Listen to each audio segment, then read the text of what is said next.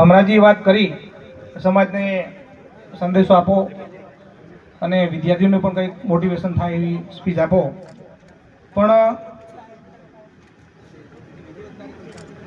સમાજનો જે કાર્યક્રમ હોય ના શિક્ષણ માટેનો હોય તો ખરેખર આ મેદાન નાનું પડવું જોઈએ, પણ ક્યાંક ને ક્યાંક આ શિક્ષણનું છે ને એટલે વસ્તી નથી. આની જગ્યાએ હમણાં કોઈ રાજકારણની મિટિંગ હોત ને તો જગ્યા હજી ઓછી પડત. એ મોટામાં મોટી આપણા સમાજમાં ખામી છે. બીજી સમાજોમાંથી કોઈક શીખવા જેવું છે. ટેકનોલોજીનો જમાનો છે, અને જો અત્યારે આગળ નહીં આવો, નહીં સુધરો ને તો ખેતરમાં ચોથા ભાગે વાવવા માટે તમને આવનારા સમયમાં નહીં રાખી. ચમ નહીં રાખી? ટેકનોલોજી આગળ વધતી જાય છે. ધીમે ધીમે ખેતીની અંદર ટેકનોલોજી એટલી આગળ વધી ગઈ છે ને કે તમારી કોઈ જરૂરી નહીં પડે, એટલે ચોથા ભાગે વાવવા માટે તમને કોઈ બોલાવશે નહીં. આડોશી પાડોશી કહો, 5-10 જણાને કહો કે હેડો લ્યા, સમાજના શિક્ષણનો કાર્યક્રમ છે અને કાર્યક્રમમાં જઈએ.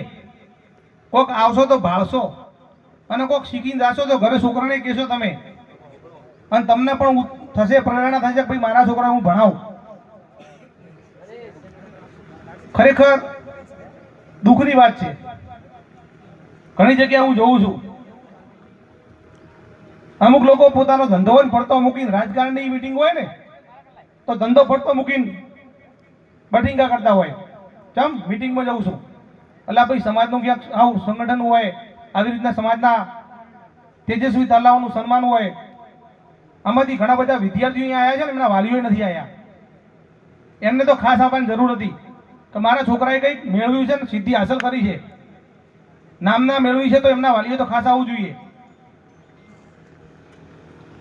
આમાં દુઃખ એટલા માટે થાય છે કે જો હજી સમાજ નહીં સુધરે તો પછી ક્યારે સુધરશે? અત્યારે ટેકનોલોજીનો જમાનો છે યાર. આ વિદ્યાર્થીના જો મા બાપ અહીંયા આવ્યા હોત ને તો એમને પણ આમ આનંદ હોત કે મારા છોકરાનું નામ સ્ટેજ ઉપર બોલાયું, એને ઇનામ મળ્યું અને છોકરાએ કંઈક સિદ્ધિ પ્રાપ્ત કરી છે. ખરેખર દુઃખ થાય છે, પણ ટાઈમ લાગશે, પણ ધીમે ધીમે આવશે. સદારામ બાપુ બધાને સદબુદ્ધિ આલે અને ધીમે ધીમે આવા કાર્યક્રમો કરીશું તો વિદ્યાર્થીઓમાં પણ એક મોટિવેશન થશે કે ભાઈ એણે કંઈક મેળવ્યું છે તો હું પ્રયત્ન કરું, મારું ક્યાંક નામ બોલાય. હમણાં ઠાકોર સમાજના અલગ અલગ જગ્યાએ આવા તેજસ્વી તાલાઓના સન્માન કાર્યક્રમનું આયોજન થાય છે.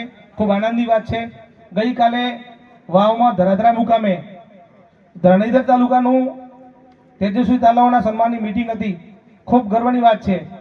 બહુ સારી એવી રાતે લોકો ભેગા થયા અને આયોજન કર્યું છે, અને ટૂંક સમયમાં ધરણીધર તાલુકાનું પણ તેજસ્વી તાલાઓનું સન્માન થવા જઈ રહ્યું છે. એના પછી આજે લાખણી મિટિંગ રાખી છે આયોજનના ભાગરૂપે, અને 16 તારીખે આવતા રવિવારે લાખણી તાલુકાના ઠાકોર સમાજના તેજસ્વી તાલાઓનું પણ સન્માનનો કાર્યક્રમ છે. એના પછી રાહનું પણ આયોજન થઈ રહ્યું છે. ડીસાનું લગભગ અનુચિત થયું કે હવે થશે, ડીસાનું થઈ ગયું, અને પાલનપુર મુકામે પણ છે. એટલે ખરેખર સમાજની અંદર શિક્ષણ પ્રત્યે જાગૃતતા આવી છે, પણ એટલી ને એટલી જાગૃતતા જો વાલીઓમાં આવે ને તો ખૂબ આનંદ થાય.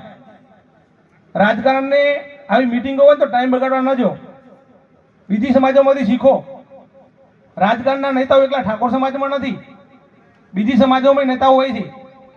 બીજી સમાજોના નેતાઓ હોવા છતાં બીજી સમાજની પબ્લિક મિટિંગમાં કેટલી હોય છે, મિટિંગમાં જઈને માર્ક કરજો, ઓબ્ઝર્વેશન કરજો કે આ નેતા કઈ સમાજનો અહીંયા આવે છે, કઈ સમાજનો ધારાસભ્ય, સંસદ સભ્ય કે મિનિસ્ટર હોય છે, અને એની સમાજના માણસો કેટલા હોય છે? નથી હોતા, બહુ નહિવત હોય છે.